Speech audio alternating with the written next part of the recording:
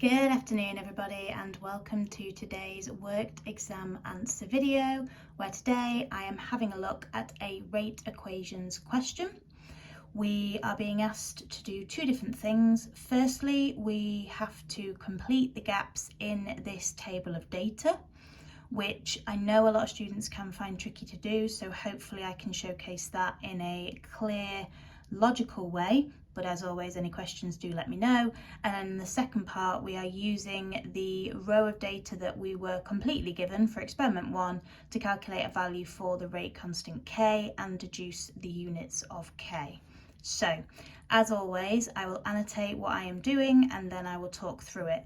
For the table, I'm going to take each box in the table at a time because I think that is the clearest way for me to do that. Bear with me a second and I'll be back with the first part. Okay, so the first thing that we need to do is have a close look at the rate equation that was given to us, because that's going to give us the orders for P and Q. So the little squared after the P in square brackets tells us that P is a second order reactant, whereas there is no power after the square brackets for Q, and that would suggest that Q is first order. Across a lot of different instances, if we have ones in chemistry, so here we could write it for first order to the power of 1, we don't bother. In formulae, balancing equations, we don't put ones in. If it was 0 order, it wouldn't be in the rate equation at all, so that's the difference there. Now I find it really helpful once I have looked at the rate equation and determined the orders to write the orders above the relevant reactants in the table, just because I don't then have to keep looking back to the rate equation. I've worked out that P is second order, so I've written it there, and that's far more helpful for me, and it may be more helpful for you. I've then obviously done the same thing with the first order for reactant Q. Now, in order to find the gaps in this table, we're having to compare 4 different experiments that were done where either the initial concentration of P was changed independently, potentially the initial concentration of Q was changed independently, or both concentrations were changed at the same time. Now, because we know the orders, we know how changing the concentration of P and Q will affect the rate. So for a first order reactant, whatever I do to the concentration of that reactant will be matched by that change in the initial rate. Whereas for a second order reactant, whatever I do to the concentration of that reactant, what would happen to the rate would be that change squared. Now, the first box that I have annotated to help us complete is the box for the rate of reaction for experiment 2. So what I've done is I've compared the concentration of P between experiment 1 and 2, and I can see that whoever did this experiment multiplied the initial concentration of P by 3 from what was used in experiment 1. They've then actually kept the concentration of Q the same between those first 2 experiments, and that means that the initial rate of reaction is only going to change in accordance with P. If the concentration of Q hasn't changed, then there'll be no effect on the rate as a result of Q. Now I've purposefully used 2 different colours here so that I can show you how the change in each is going to affect the rate. So in order to work out this initial rate, I now need to take my 5 times 10 to the minus 5 and times it by 3 squared, because the concentration of P was multiplied by 3, it's second order, so it'll be times by 3 squared. So I'll figure that out, pop that in that box for you, and then I'll annotate how we're going to fill in these 2 boxes, which in my opinion are slightly harder. If you have to fill in a box for a second order reactant, I think that is definitely the hardest one, but obviously I'll explain as clearly as I can how we're going to do that in a second. So first of all, just to recap how I got this 4.5 times 10 to the minus 4 in this initial rate box. I saw that between experiment 1 and 2, the concentration of P was being multiplied by 3, so I knew that that rate of reaction would increase by 3 squared, with P being a second order reactant, and as the concentration of Q remained unchanged, that had no effect on the rate. So I multiplied 5 times 10 to the minus 5 by 3 squared and ended up with 4.5 times 10 to the minus 4. For the next box, which I filled in, which is the gap we had in experiment 3 for the initial concentration of Q, we're going to use the same approach, but obviously going to have to do it in a slightly different order. So the first thing that I've done, again, and I'm always going back to experiment 1, why? Because that was the experiment they gave us all the data for. Yes, you should get error carried forwards marks. So let's say we were to use experiment 2 and 3.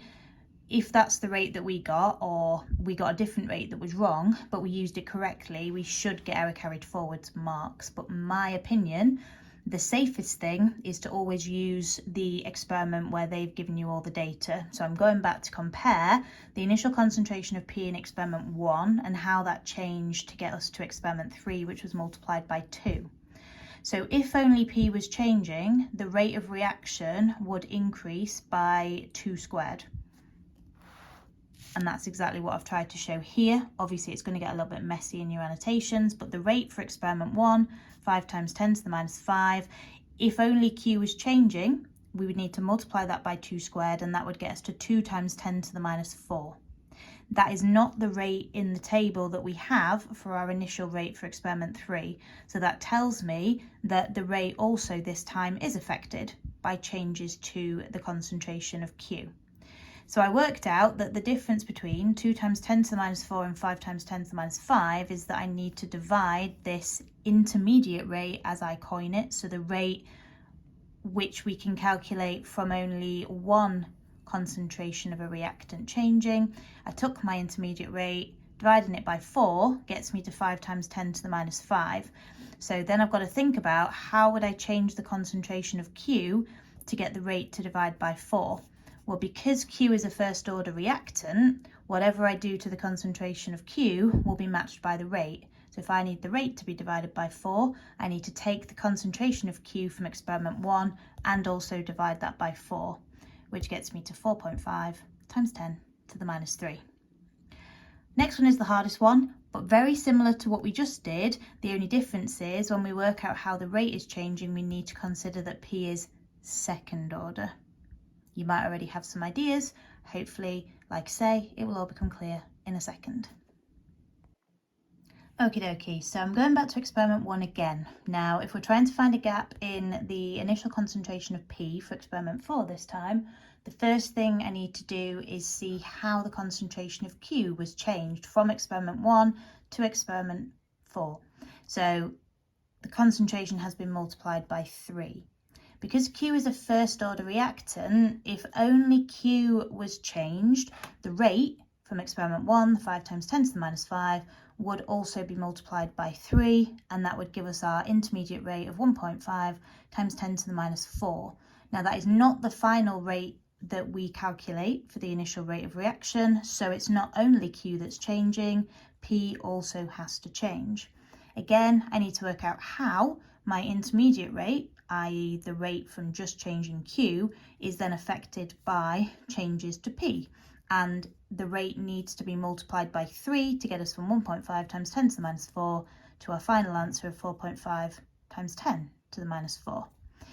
Now, this is the bit where people get confused, because with second order reactants, whatever we do to the change in concentration, we do that to the rate squared. And that was much easier in the first example, because when I times the concentration of P by 3, the rate was times 3 squared, or times by 9, and 9 is a square number. 3 is not a squared number. Now, what a lot of students will do is they'll say that the concentration of P would then need to be times 3 squared. That's not right. When we go from concentration to rate, we would square it. Therefore, when we go from rate back to concentration, we would do the square root. So I need to take my initial concentration of P from experiment 1 and times it by the square root of 3.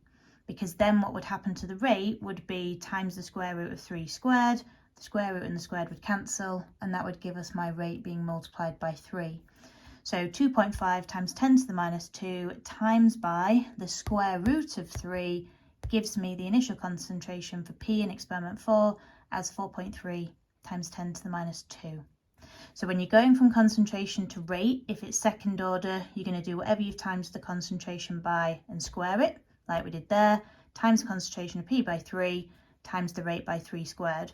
If we're going in the reverse direction and we know what happens to the rate and we want to thus know what happens to the concentration, going from rate to concentration, whatever we've got happening to the rate, we need to do the square root of that for the concentration, as we can see there, times in the rate by 3, so times in the concentration by the square root of 3. If anybody has any questions on that, please do not hesitate to reach out. Then the final part, we're using the data from experiment 1 to calculate a value for the rate constant k. So I'm going to be rearranging my rate equation to get k equals, subbing in the numbers from experiment 1 to get my answer, and I'm going to do the same thing but with the units for rate and concentration to deduce the units of k. The units of k will vary depending on the overall order of the reaction. Now, when I was doing my A-levels, I didn't know how to use the equation to deduce the units of k. I literally had to rote learn and memorize every single variation of units of k, which I learned in relation to the overall order. So I would go, oh, it's overall order of 3, so therefore k's units would be, and just spout them out. Whereas I'll show you how you can work it out using the equation, which I would highly recommend over trying to rote learn them. Okay, I'll be back in a sec. So that's my rearrangement for my rate equation. So we need to take the concentrations and pop them underneath the rate, because that will leave us with the rate constant isolated on its own. And then from the table, I've subbed in the initial rate, the concentration of P, which will be squared, and the concentration of Q. And numerically, that gets me an answer of 4.4. It's actually 4.44444, but I have matched my answer to the number of significant figures that has been used in the question, and I did that in the table as well, and we should always be doing that. If it doesn't specify how many significant figures, you need to appreciate that you can only give your answers to the lowest precision of number that you are using, and these are all the same, they're all 2 sig figs, so I went with 2 significant figures. For deducing the units, I used the same rearranged rate equation, and then when it said rate, I popped in the units of rate, which were very handily given in the table. And then for the concentration of P squared, I subbed in the units for concentration twice. Now you could do it mol dm minus 3 squared. I am not the strongest mathematician, so I like to make things easier for myself, so I've just written out the units twice for the P squared and then a further 1 time for the units of Q. That then enables me to cancel the mol dm minus 3 from the top with one of the mol dm minus 3's from the bottom, which simplifies my units to seconds to the minus 1 on the top, and then 2 lots of moles on the bottom, which will be mole squared, and 2 lots of dm to the minus 3, which will be dm to the minus 6. Now, we would never give our units in fraction form, so in order to bring the mole squared dm minus 6 up to the top of the fraction, we need to flip the signs to make the mole power negative, and then that would make, if we did minus 6, it would make the dm power positive, because when we have a fraction we can write that as a negative power, so -2 -6 gives us +6, and then the s to the minus 1 from the top will stay there. So our final answer for the value of k with units is 4.4 moles to the -2 dm to the +6 s to the minus 1. Thank you so much for watching. As I've already said, any queries, please do not hesitate to reach out and ask, and I will see you soon for another video.